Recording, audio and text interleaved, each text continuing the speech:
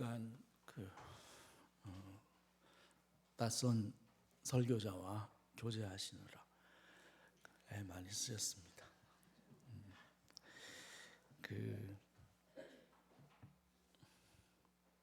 말씀을 이렇게 함께 나눌 수 있는 기회를 주셔서 우리 원론 목사님, 또 담임 목사님, 또 여러 장로님들, 또 성도님들께 고마운 마음을 전하고요. 왔더니 다행히 우리 부목사님들이 신대원 다니면서 교제했던 분들이시고, 또 우리 회중석에도 김광찬 집사님 모습도 보이고, 한편 낯설고 또 다른 한편 이렇게 따뜻한 시간을 보낼 수 있어서 고맙고요. 어린이 주일, 어버이 주일, 절기를 지나고 있는데 절기에 맞춰서 설교를 못해서 죄송하고, 우리 기도하신 권사님이 어버이 주일 설교를 잘 하신 것 같습니다. 저는 개인적으로 어제 어머니 모시고 같이 식사하고, 또 저녁에는 출가한 딸들이 사위들 데리고 와가지고 같이 밥 먹고 그랬습니다. 오늘 우리가 읽은 본문 앞뒤에는 다른 두 종류의 잔치가 열립니다. 하나는 어린 양의 혼인 잔치이고요. 다른 하나는 죽음의 잔치입니다. 이 혼인 잔치는 인을 떼는 과정에서 보호받은 무리가 참여하고, 나팔을 부는 과정에 두 증인의 삶을 살아간 사람들이 초청을 받습니다. 이 죽음의 잔치에는 인을 떼고 나팔을 부는 심판의 와중에도 이 완악함을 회개하지 않고 우상을 섬기는 일에 몰두하고 악행을 일삼던 왕들과 장군들과 그의 선지자들, 그리고 그를 추종하던 무리들이 이렇게 바벨론 시장에서 장사하던 사람들이 초대를 받고 있는 모습을 볼 수 있습니다. 자신에게 주어진 80년의 삶을 살아가는 과정에 그리스도 예수를 주로 섬긴 사람들과 바벨론 제국의 황제를 주로 섬긴 사람들의 이 궁극적인 운명이 갈라지는 순간이기도 합니다.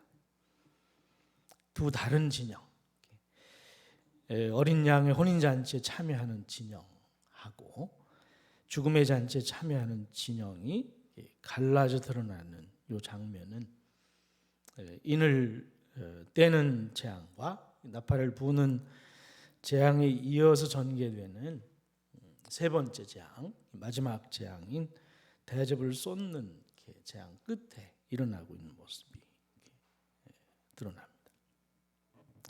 이 인을 떼면서 땅의 4분의 1이 심판에 내몰리고 나팔을 불면서 3분의 1이 재앙에 노출되었다면, 이제 마지막 재앙을 이렇게 쏟는 이 대접 재앙은 온 세상에 미치는 모습을 보여줍니다. 시간이 흘러갈수록 점점 더 강렬한 재앙이 임하는 모습을 보여주고 있죠. 이 그리스도 예수의 다시 오시는 날이 가까워질수록 상황은 점점 더 가파르게 나빠지는 모습을 보여주다가 최종적으로는 멸망에 이르는 모습을 드러냅니다.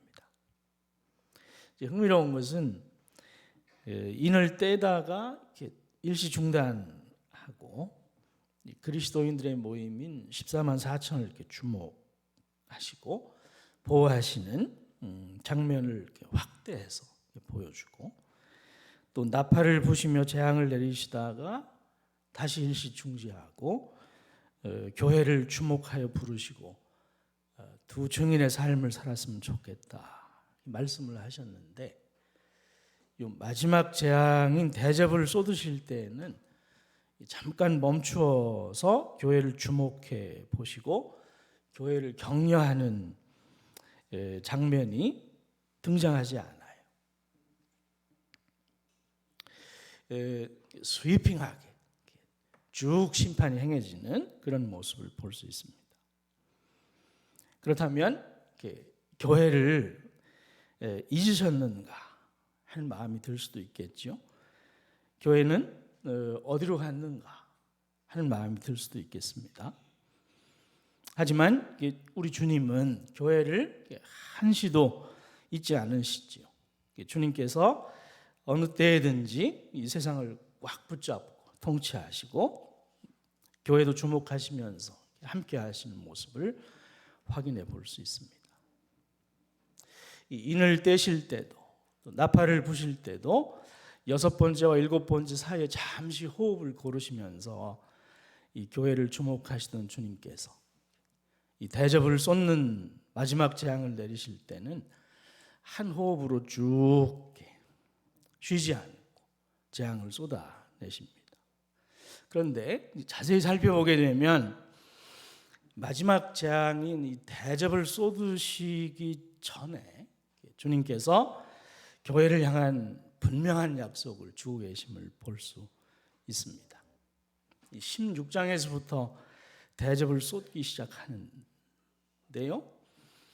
11장에서 지난주에 생각했던 그 나팔을 부는 재앙이 끝나요. 그러니까 12장에서 15장 사이가 중간에 끼어 있는 모습을 볼 수 있습니다. 이 문맥의 흐름을 볼 때 12장에서 15장에 걸쳐 있는 말씀은 16장부터 계시되는 이 대접을 쏟는 재앙의 서막 같은 일종의 프롤로그 같은 역할을 합니다. 어떤 중요한 일을 시작하기에 앞서서 잘해봅시다 하는 마음으로 가끔 단합대회 같은 거 하지 않습니까? 그런 느낌이 듭니다. 대접을 쏟는 재앙이 끝나는 순간에 그리스도 예수께서 다시 오시기 때문이에요. 다시 오시면 어떤 일이 일어나는지를 다시 한번 확인해 주실 필요가 있기 때문에 12장에서 15장 긴 성경을 할애하고 있는 모습을 봅니다. 그리스도 예수께서 다시 오시는 날에 이 세상에 어떤 결과가 뒤따를 것인가 하는 것을 꼭 확인할 필요가 있습니다. 그 사실을 정확히 확인하는 일이 저와 여러분에게 특별히 매우 중요한 일이 아닐 수 없어요. 정확히 알아야만 정확한 목적을 갖고 자기 삶을 튜닝할 수 있기 때문입니다. 이 16장에서부터 한 호흡으로 신속하게 재앙을 쭉 쏟아부으시는 일에 앞서서 주님께서 교회를 주목해 보십니다. 그리고 미래의 그리스도께서 다시 오시는 날에 있을 교회의 운명을 예상하게 하십니다. 그 운명이 무엇일까요? 요한계시록 12장에서 15장에 걸쳐 있는 큰 그림을 제가 한번 설명을 해보겠습니다. 한쪽에는 어린 양과 그와 함께한 무리가 함께 모여 있습니다. 그 맞은편에 용이라고도 하고 마귀라고도 하는 자와 또 그와 함께한 무리들이 모여 있어요. 이 우주를 창조하시고 통치하시는 분이 하나님이시다 하는 사실을 잘 받아들이고 그리스도 예수께서 이 구원의 주님임을 분명하게 믿고 살아가는 사람들이 이제 어린 양과 함께 한쪽에 서 있고 재물과 명예와 권력을 추구하는 일에 관심을 갖고 그것이 자신을 지킬 수 있다 믿으며 그것을 제공하고 주인 노릇하는 마귀에게 속한 사람들이 한쪽에 진영을 구축하고 서로 마주보고 있는 그런 형국을 보여줍니다.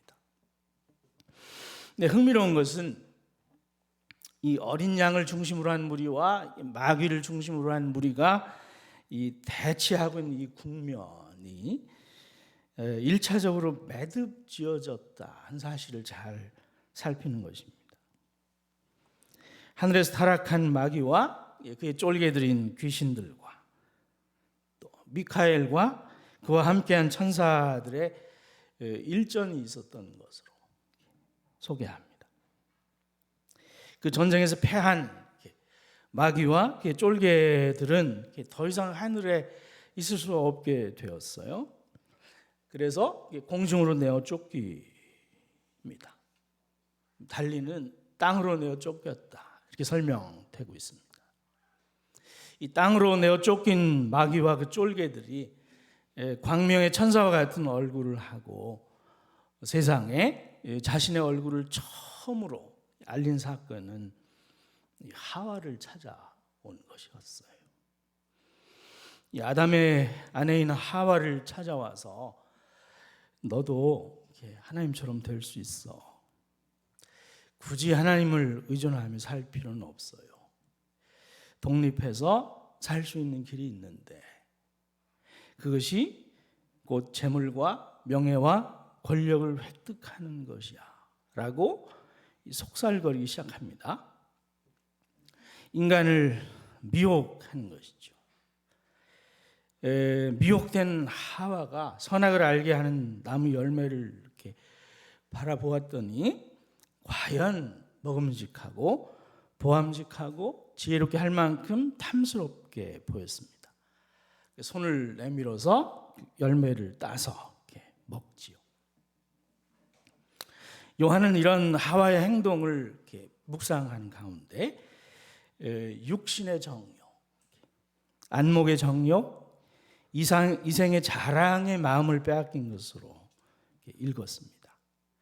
사단은 하와를 미혹함으로써 남편도 넘어지게 했습니다. 아담과 하와의 자손들은 이제 육신의 정욕과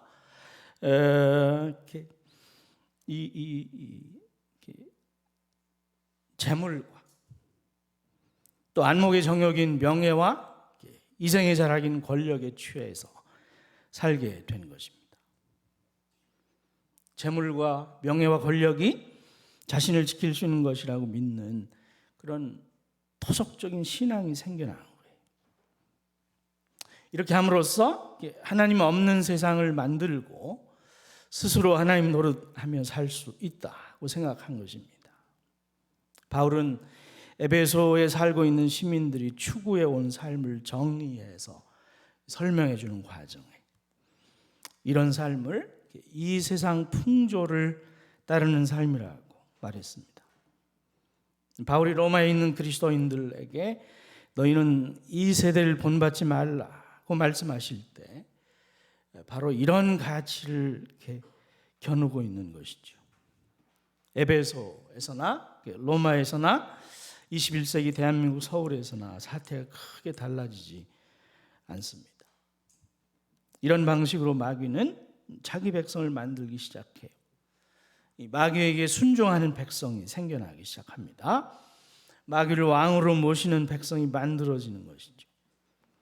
바울은 에베소서 2장 2절에서 아주 분명하게 에베소 교인들이 과거에 공중의 권세를 잡은 자를 따름으로써 이 세상 풍조를 좇았다고 잘라 말합니다.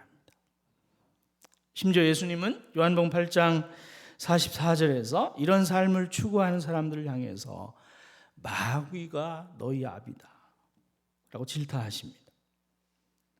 마귀가 아비처럼 사람들에게 다가옵니다. 이 사람 사는 세상에 대하여 자신의 권세를 부리기 시작합니다. 70년, 80인 인생을 자신이 제시하는 그런 가치를 따라서 몰빵하게 만드는 것이죠. 문제는 이런 마귀의 제안이 거짓이라는 사실입니다. 죽지 않기 위해서, 살기 위해서 돈을 추구하고 명예를 추구하고 권력을 지향하지만 결국은 죽습니다. 결국은 수고와 허무로 드러날 뿐이에요. 예수님께서 명확하게 말씀하신 것처럼 마귀는 거짓의 아비이기 때문입니다. 그 아비를 따라가면 결국은 거짓된 삶에 직면하고 허무에 굴종하게 되는 것이죠.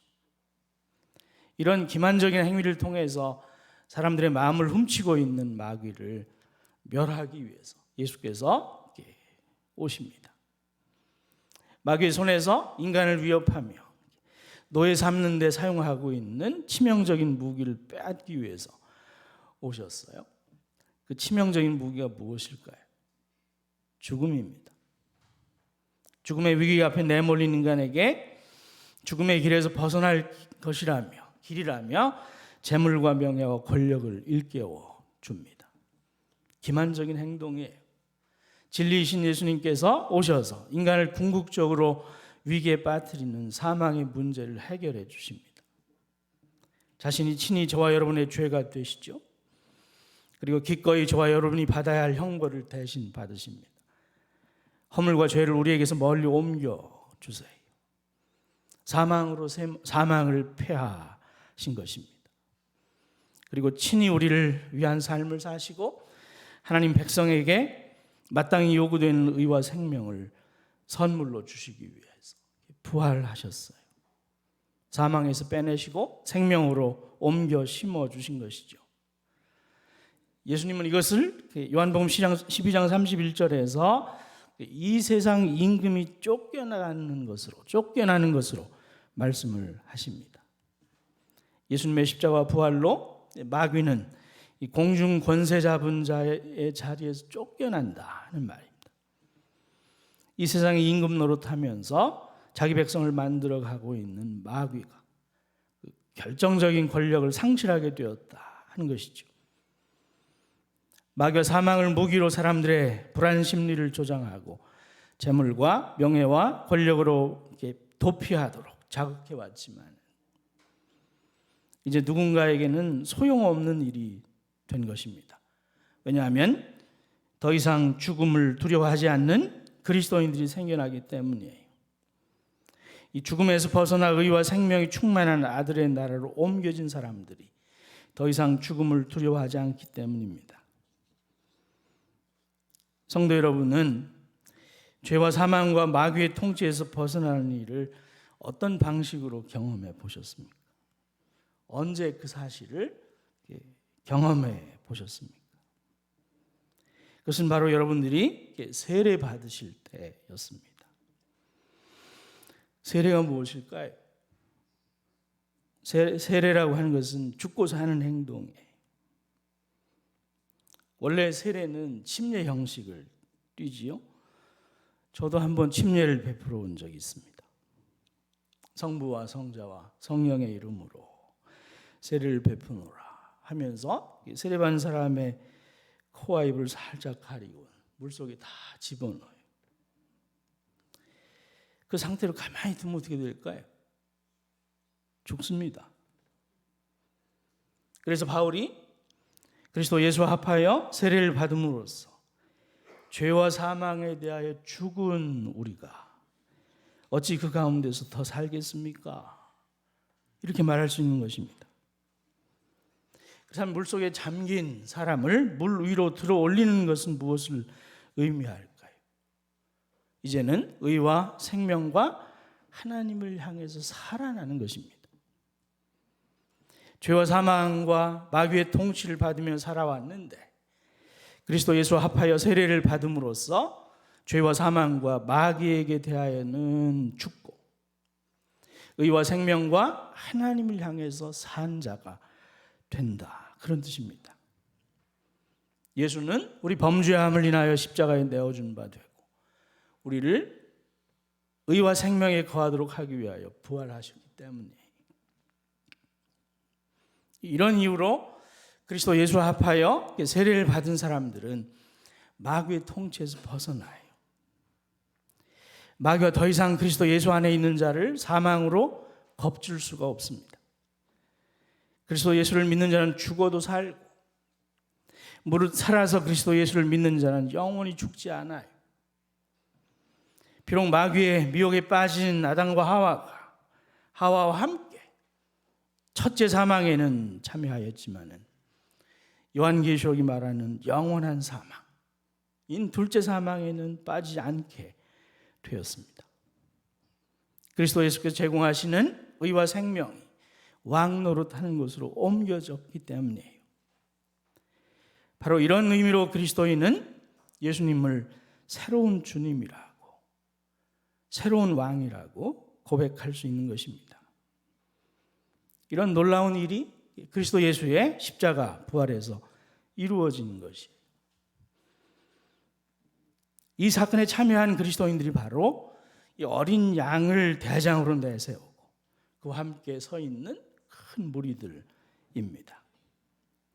비록 용과 그 용을 향해서 주라 고백하는 무리가 모여서 대치 국면을 형성하고 또 큰 전쟁을 직면하고 있지만 어린 양을 위시한 큰 무리는 두려워하지 않습니다.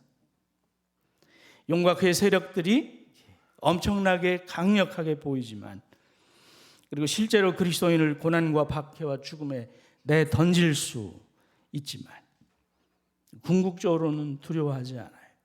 왜냐하면 어린 양과 그와 함께한 무리는 이미 사망에서 벗어나서 의와 생명을 누리고 살아가고 있기 때문입니다.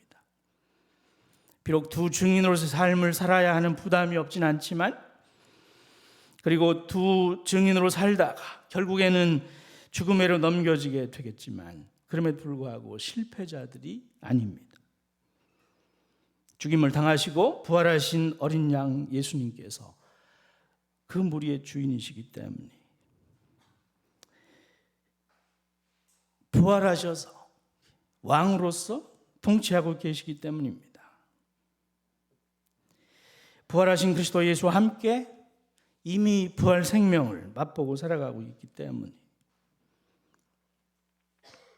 사도 바울은 고린도에 살고 있는 사람들을 보면서 두 다른 밥상을 떠올리게 만들어요. 하나는 주님의 밥상이고 다른 하나는 귀신의 밥상입니다. 주님의 밥상을 주의 만찬이라고 합니다. 성만찬이라고도 하지요.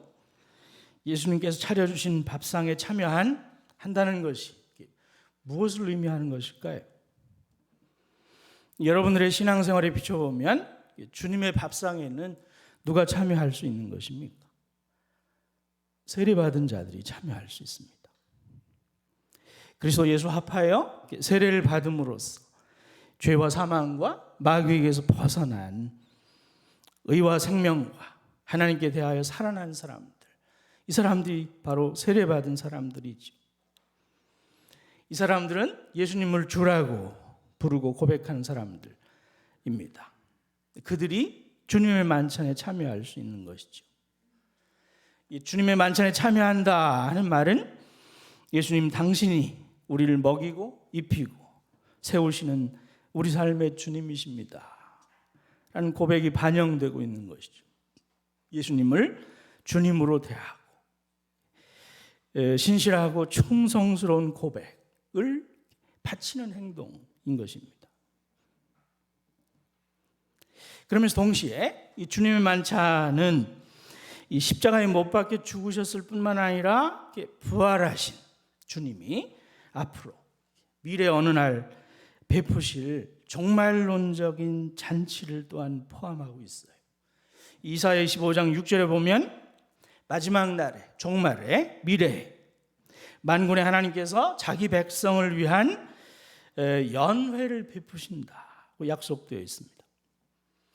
이 이사야 선지자에 따르면 종말의 구원자가 하늘로부터 하늘 구름을 타고 오시게 될 뿐만 아니라 성령이 늘 머물러 사시는 가운데 우리의 죄가 되셔서 십자가에 못 박혀 죽고 부활하심으로써 하늘과 땅의 모든 권세를 얻으시고 자기 백성을 불러내셔서 교회를 이루시고 그들을 위하여 연회를 베푸신다. 그렇게 약속이 되어 있어요. 그런데 이 연회, 이 만찬상의 주 메뉴가 기름진 고기와 맑고 오래된 포도주가 될 것이다. 약속되어 있습니다. 이 만찬이 무엇을 의미할까요? 주님의 살과 피로 이루어진 이 새 언약의 식사, 주의 만찬, 성만찬인 것입니다.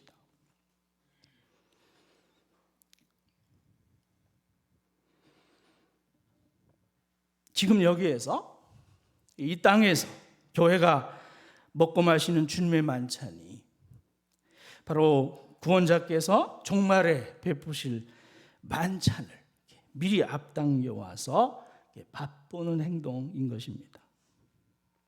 세례를 받고 지금 여기에서 주님의 만찬에 참여하는 자들이 바로 예수님 다시 오실 때 베푸시는 그 종말론적인 잔치, 그 만찬. 오늘 본문 앞에 등장하는 혼인잔치에 참여할 수 있게 된다 하는 것입니다. 예수님이 다시 오셔서 신부된 교회와 더불어 연회를 베푸시는데 그것이 바로 어린 양의 혼인잔치이기 때문입니다.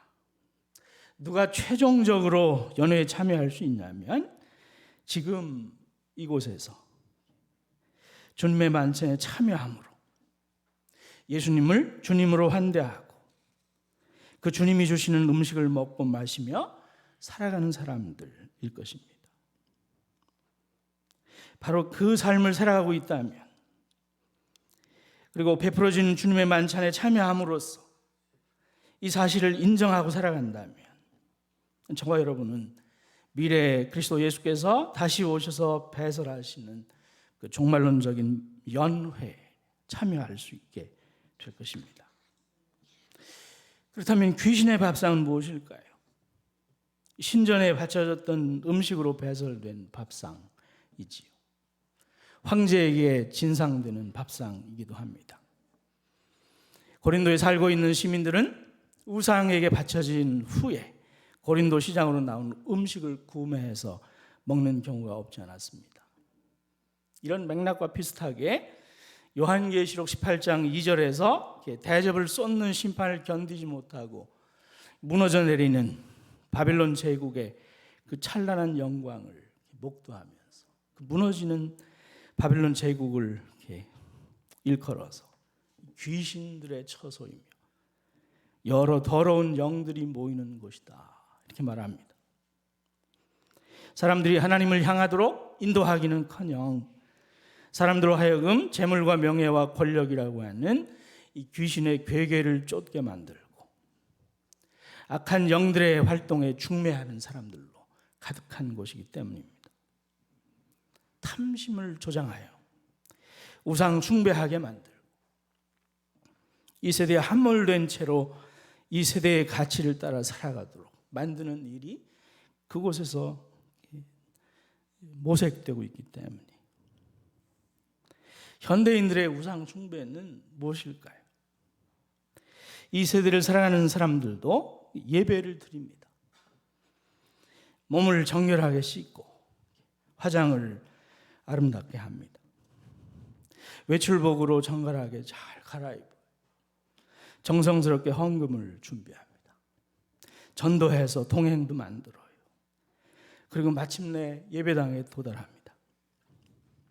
순서를 따라서 예배에 참석해요. 1층 화장품과 명품관을 순례해요. 대기표를 받아 줄을 서서 엄숙하면서 진지하게 자기를 살피며 대기합니다. 그리고 여성들은 2층을 거쳐서 3층으로 가지요. 눈과 귀를 사용해서 집중적으로 말씀을 듣습니다. 남성들은 4층으로 올라가서 선포되는 말씀에 귀를 기울이고 은혜가 되는 말씀을 찾아 나왔어요. 말씀을 듣고 마침내 지갑을 엽니다.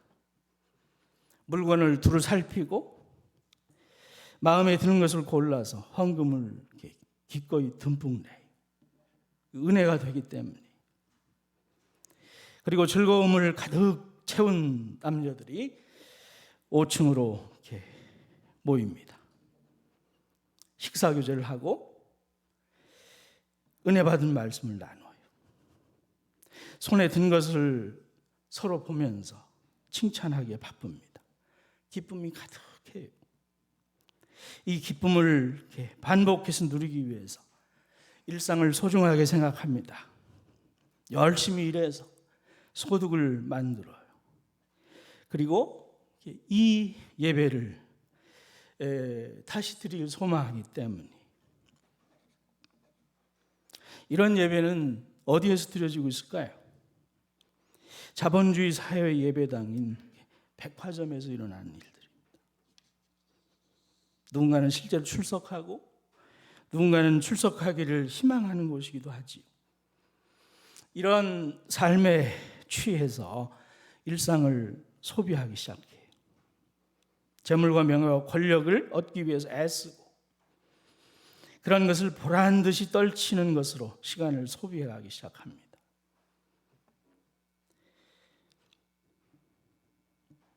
사람들이 이런 삶에 푹 빠져 시간 가는 줄도 모르고 자기를 소비하며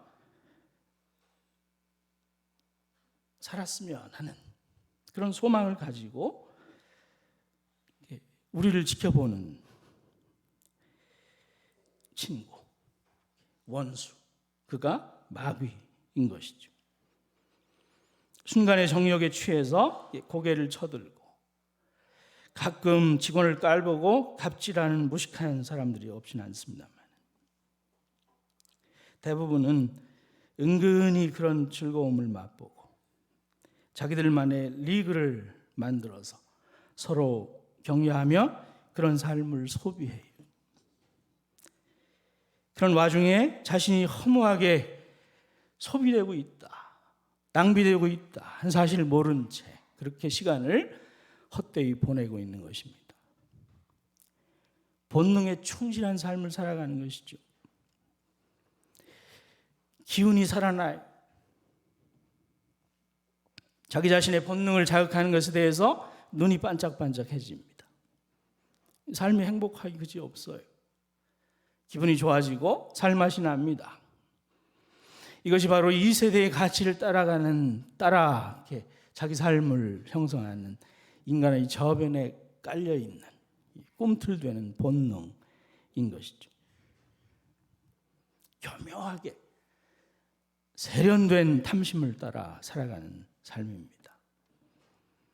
성경은 다양하게 포장되어 얼른 포착되진 않지만 집요하게 작동하고 많은 교묘한 탐심을 따라 살아가는 삶은 우상 숭배하는 삶이라고 예리하게 지적합니다. 하나님이 없이도 살 수 있는 것처럼 추구하는 삶은 본질상 우상 숭배와 다르지 않습니다. 요한계시록은 바벨론 제국에서 성업 중인 시장이야말로 인간의 탐심이 역동하는 시공간이요 바로 이곳에 적을 두고 활동하는 일을 기뻐하는 자가 마귀와 그의 종들인 귀신들과 악한 영들이라 이렇게 지적하고 있습니다.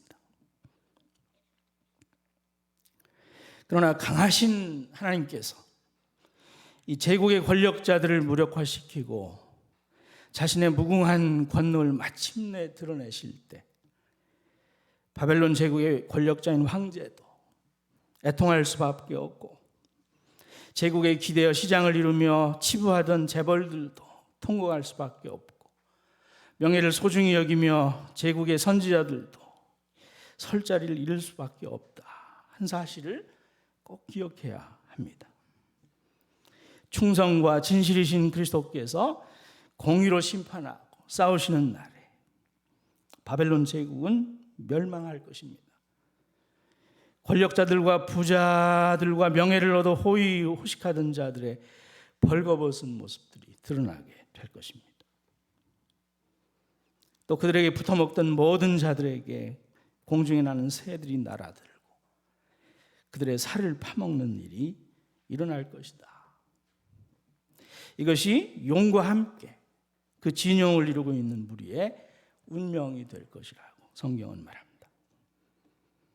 지금 교회의 머리가 되시고 우리의 주님 되시는 그리스도 예수는 이 세상에 대해서 비밀처럼 들어와 계세요. 자신을 남김없이 다 드러내지 않습니다. 한번 광화문 광장에 자신의 위용을 멋지게 드러내시면 한반도에 사는 모든 사람들이 다 당신에게로 모여들 것인데 주님은 그렇게 일하시지 않아요. 세상에 대해서 여전히 신비로운 분으로 계십니다. 심지어는 자신을 향해서 주님 이렇게 고백하며 추종하는 자기 백성들에게도 그렇게 신통하게 일하지 않아요. 가끔 긴가민가 하는 상황에 내몰려서 내가 예수님 계속 따라가도 되나 싶은 마음이 들 때도 있습니다. 내가 잘 살고 있는 것인가 하는 심정이 들어찰 정도로 예수님이 우리 안에 신비롭게 들어와 있어요. 하지만 그날에는 다릅니다. 그리스도 예수께서 다시 오시는 날에 그리스도 예수의 영광이 온 우주에 미치게 될 것입니다. 하늘과 땅의 모든 권세를 가지신 분으로 다시 오시는 날에 그날의 세례를 받고 주님의 만찬에 참여하며 이 세대를 본받아 세속에 물들지 않고 지극히 작은 자 하나에게 한 것이 곧 나에게 한 것이라 말씀하신 그 말씀 기억하고 고아와 과부에게 마음을 쓰면서 그렇게 70, 80년의 삶을 살아온 저와 여러분들을 보시면서 가까이 다가오실 것입니다. 그리고 세상이 지켜보는 앞에서 우리의 손을 번쩍 들어 올리시면서 내가 속량한 내 백성이요 나와 함께 기업을 물을 공동 상속자입니다 하고 선언해 주실 것입니다. 그리고 어린 양이 호스트가 되어서 배설하시는 혼인잔치 저와 여러분의 이름을 부르주시며 초대해 주실 것입니다. 하지만 바벨론 시장에서 귀신의 가르침을 따라 재물로 잘난 척하고 명예로 세상을 미혹하고 권력으로 세상을 탐심의 현장으로 바꾸어 버린 자들은 물론이거니와 주님의 이름으로 귀신을 내어 쫓고 주님의 이름으로 귀신을 이렇게 권능을 행하고 옥에 갇힌 이들을 주님의 이름으로 방문하고 헐벗은 자를 주님의 이름으로 돌보고 목마른 자를 주님의 이름으로 마시게 하고 병든 자를 주님의 이름으로 돌보아주는 스스로 일컬어서 나는 지극히 작은 자를 섬기며 살았어요 자랑하고 다닌 친구들도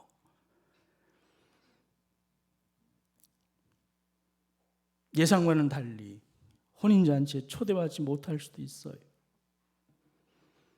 오히려 자신들의 살과 피를 인하여 베풀어지는 죽음의 잔치에 들어갈지도 모릅니다. 죽음의 잔치는 따로 메뉴가 등장하지 않아요. 그곳에 참여하는 사람들의 살과 피가 잔치의 주 메뉴가 됩니다. 공중에 나는 모든 새들이 몰려들어 그들의 살을 파먹는 일이 있을 것이다 이렇게 말씀하십니다. 그날에 우리 주님 다시 오시는 그날에 이 그리스도 예수께서 여러분을 결코 실망시키지 않으실 것입니다. 인을 떼는 심판이 실행되든 나팔을 부는 심판을 실행하시든 대접을 쏟는 엄혹한 심판을 시행하시든 간에 그리스도 예수께서는 늘 자기 백성을 기억하십니다. 그 이름 잊지 않으시고 기억하세요. 저와 여러분은 그리스도 예수의 십자가와 합하여서 세상의 정과 욕심에 대하여 죽은 자로 자신을 이해하고 부활에 참여함으로써 의와 생명과 하나님을 향해 살아난 자임을 기억하면서 오늘의 직업에 성실한 삶을 살아가는 자로 서 있으면 염려하지 않으셔도 됩니다. 하나님 나라에 들어간 하나님의 백성으로서 하나님의 아름다운 덕을 묵상하고 하나님의 성품이 반영된 그런 사람이 되어서 주님의 마음으로 직장에서 좋은 동료로 살아가는 과정에 복음을 전하는 기회를 얻고 전도할 수 있으면 전도하는 삶을 조용히 살아가시면 돼요. 미치지 못할 귀한 일을 이렇게 힘쓰고 거기에 마음을 두고 살아가는 것이 아니라 지극히 작은 자 하나에게 한 일이 곧 내게 대하여 한 일이라 하신 말씀 기억하면서 고아와 과부에게 마음을 쓰고 살아가면 됩니다. 비록 불의하고 공정하지 못한 세상이지만 자신이 속한 자리에서 의와 공평함을 추구하며 살아가는 일에 하나님의 눈길이 머문다. 하나님의 마음이 거기 있다. 이 사실을 기억하고 성실하게 살아가면 됩니다. 이런 삶을 살아가는 여러분이 마침내 승리하게 될 것입니다.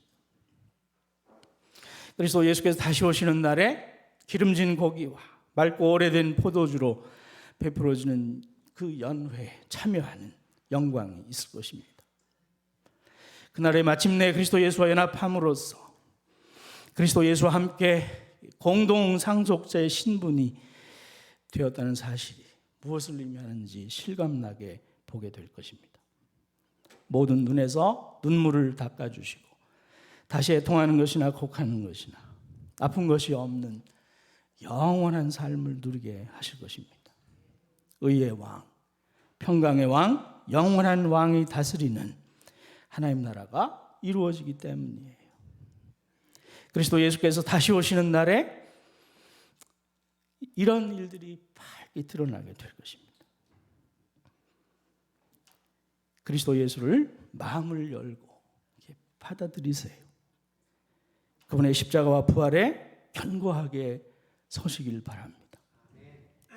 그리스도 예수의 십자가 부활 사건을 꼭 붙잡고 여러분들의 남은 삶을 성실하게 살아가시길 소망합니다. 최종적으로 승리의 자리에 이르게 될 것입니다.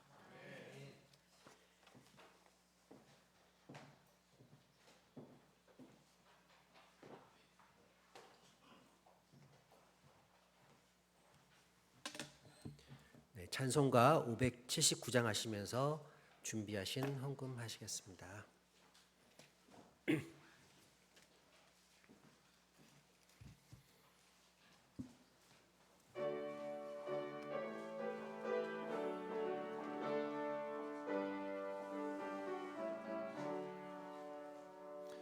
어머니의 넓은 사랑 귀하고도 귀하다.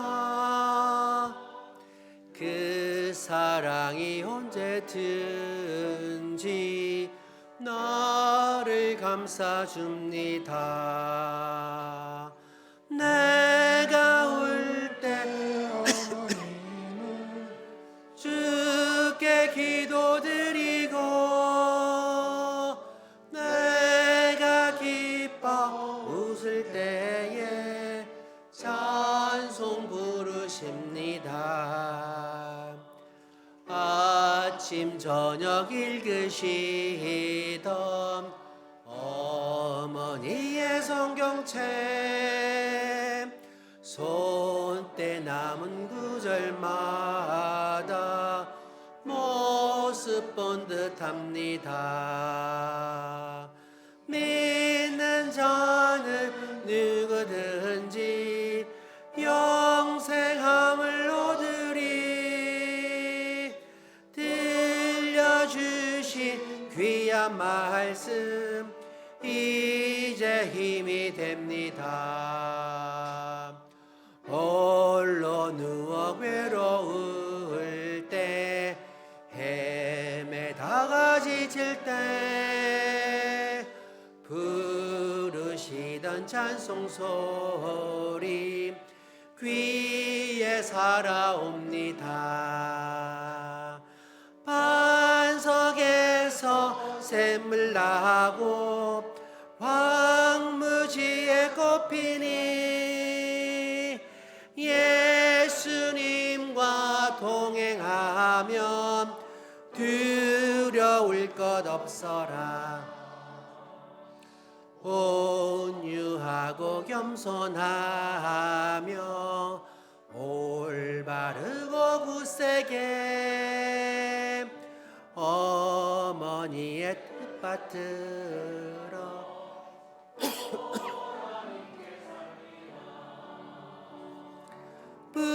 풍파많은 세상에서 선한 삶 싸우다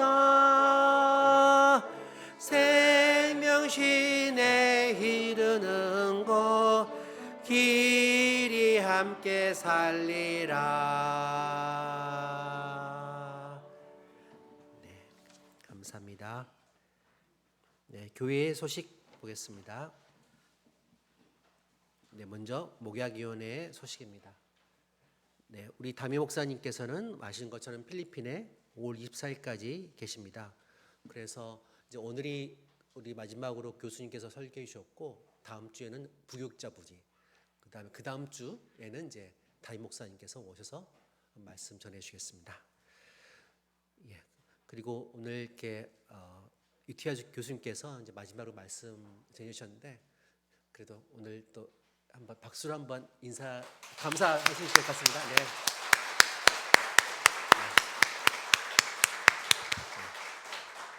고맙습니다. 네. 그 다음에 두 번째 소식인데요. 교역자 동정에 그 박기량 목사님께서 새로 부임하셨습니다. 잠깐 좀 제가 부연 설명드리겠습니다. 우리 그 동안에 이제 그 부교역자로 계셨던 박찬양 목사님께서 그 사모님께서 제가 듣기로는 4월 초부터 백석대학교에 어떤 걸 성기시로 해서 이제 5월 10일 날 그저께 그 천안을 이사하셨어요. 그래서 부득불 우리 교회 계속 사모하고 계시는데 함께 이제 사모님이랑 이사하다 보니까 급하게 저희가 이제 부교역자가 필요하게 됐고 그래서 우리 그 박찬영 목사님은 이제 2주 후에 담임 목사님 오실 때 그때 이제 사임사를 하고 인수인계도 필요하고 그래서 오늘 저희가 이제 이렇게 우리 박기량 목사님 담임 목사님 영상 인터뷰도 하고 또 지난주에 저랑 또 교육위원회 장로님 또 부목사님 인터뷰에서 우리 박기량 목사님이 오셨습니다. 초등부 청년 2부 교육을 맡으실 예정인데 일단 나오셔가지고 잠깐 인사해 주시겠습니다.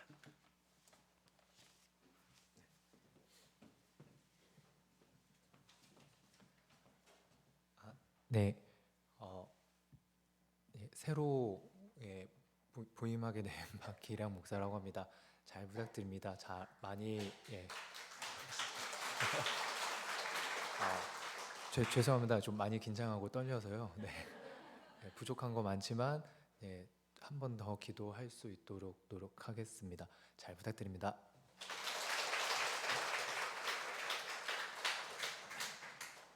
네, 그리고 이제 오늘은 뭐 이렇게 딱 카네이션 이렇게 다신 것처럼 어베이 주일입니다.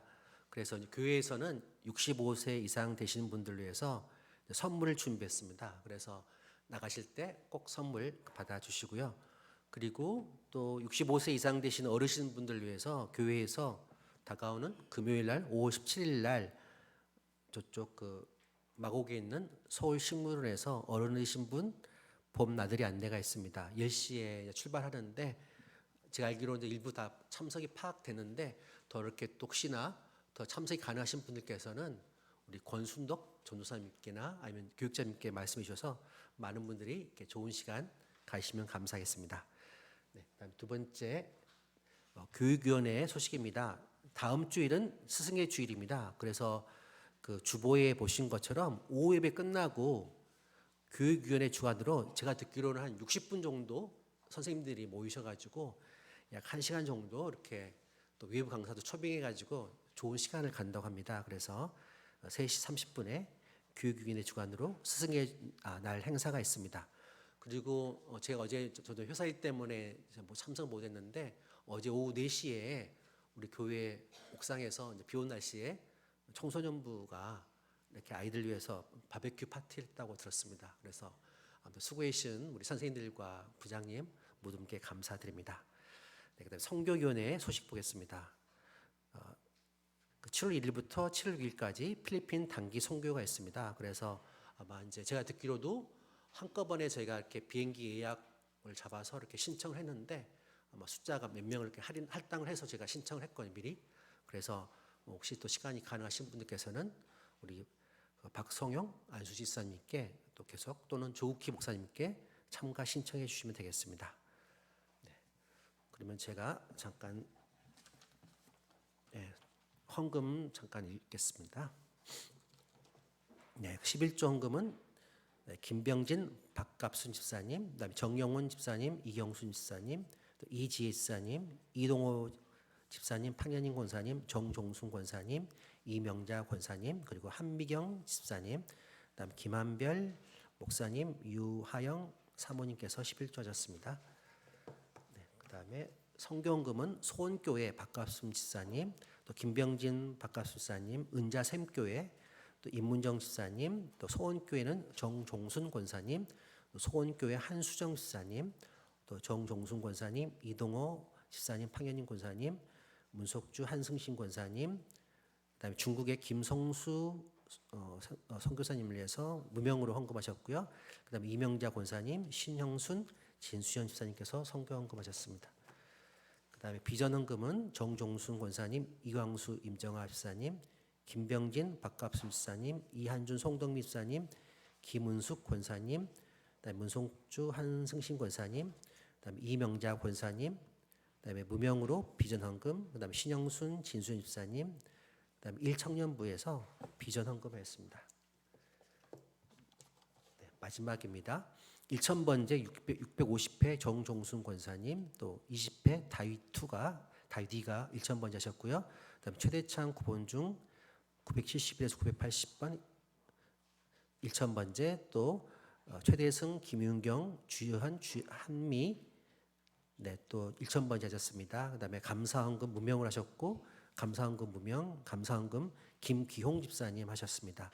감사헌금 결혼 2주년을 맞이하게 해주셔서 감사합니다. 한태규 성도님 감사합니다. 그다음에 박충원 어울선 권사님 감사헌금 하셨습니다.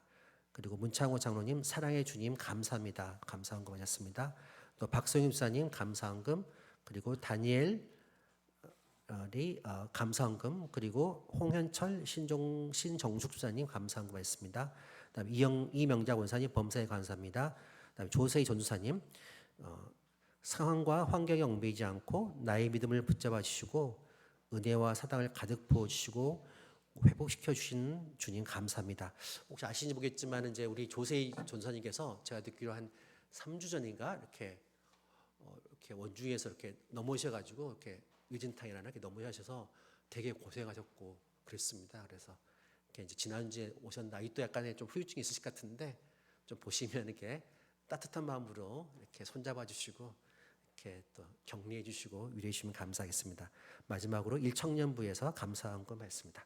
네, 그럼 일어서서 저 장미꽃 위에 있을 찬송하신 다음에 우리 원로 목사님께서 나오셔서 우리 헌금기도 그 다음에 축도로 예배 마치겠습니다.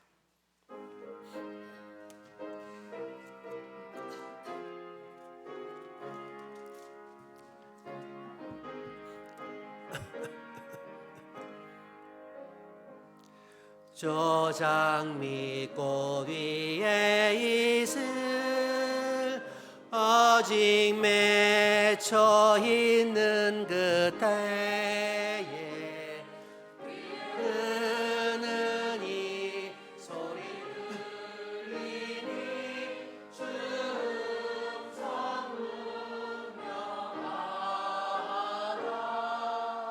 주님 나와 고개를 하면서 난 친구 삼으셨네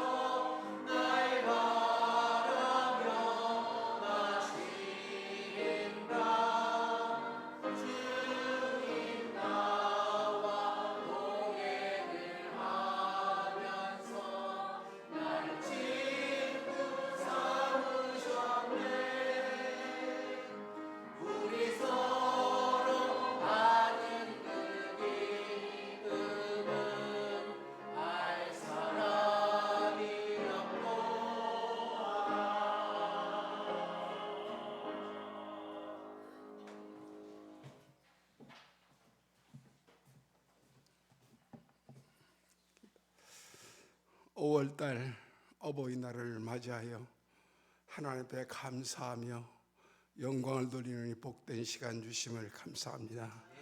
어렸을 때 어머니 품속에서 그 무한한 받았던 사랑을 기억하며 부모에게 아버지 하나님이 효도할 수 있는 그런 성도들 되어줄 수 있도록 역사하여 주시옵소서. 귀한 물질 정성껏 챙겨 하나님 앞에 아낌없이 투자하는 종들을 기억하여 주시고 저들에게 정말 아버지 힘들고 어려운 이 세상 생활 속에서 아버지 길 가는 나그네들에게 힘을 주시되 하늘의 복으로 채워주시고 땅의 기름진 복으로 채워주시고 아버지 원천의 복으로 채워주셔서 저들의 풍족한 삶이 이어질 수 있도록 역사하여 주시고 마음껏 아버지 알며 죽어가는 생명체들에게 아버지 선교하고 복음을 전하여 아버지 나라가 더욱 아름답게 확장되어 줄 수 있도록 역사하여 주시옵소서. 이제는 우리 주 예수 그리스도의 한없인 은혜와 아버지 하나님의 극진하신 사랑하심과 성령님의 감화 감동 교통 임재 축하심의 손길이 오늘 아버지 앞에 나와서 이 험한 인생길 걸어가면서 아버지 하나님께서 구원의 큰 아버지의 비밀을 알려주신 저들의 아버지 하나님의 심령 속에 귀한 말씀을 붙들고 세상을 향하여 나아가는 저들 힘껏 악한 세력들과 싸워서 승리하고 돌아올 수 있도록 역사하여 주시옵소서. 나가는 아버지 하나님의 시간 저들의 방향 위에 이제부터 영원토록 함께 하시기를 간절히 축원하옵나이다. 아멘. 아멘. 아멘. 아멘.